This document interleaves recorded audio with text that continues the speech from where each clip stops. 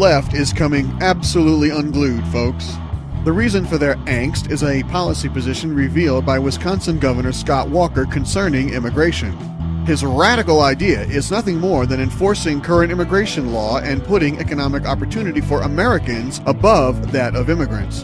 Jobs are hard enough to come by in the Obama economy. Governor Walker says we need to take the wages of American workers into consideration as we formulate policy for immigration, legal or otherwise. Having talked to border state governors, having talked to other people and seeing how screwed up immigration has become under this president, from my standpoint going forward, we need to secure the border.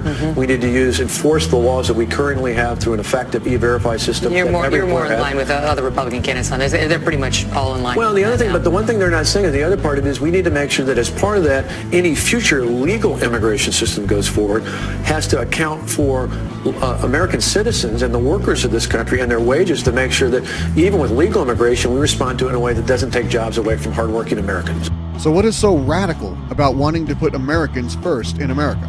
The liberal media is having a field day criticizing Walker for wanting to do the right thing. The Huffington Post called his position far right. What's so far right about putting Americans ahead of illegal aliens?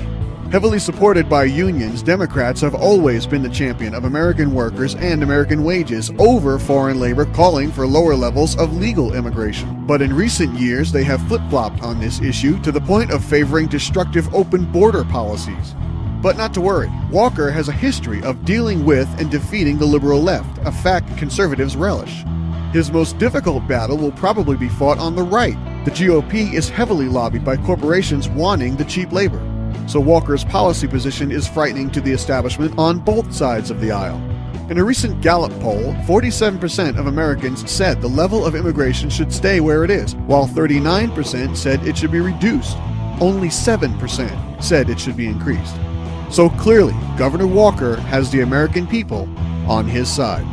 Thanks for listening, and be sure to catch the weekly Ray Warner Show and subscribe on iTunes or at theraywarnershow.com.